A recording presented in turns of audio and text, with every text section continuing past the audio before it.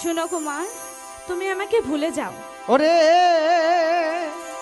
তোমায় কহন না ভুলিব কেমনে।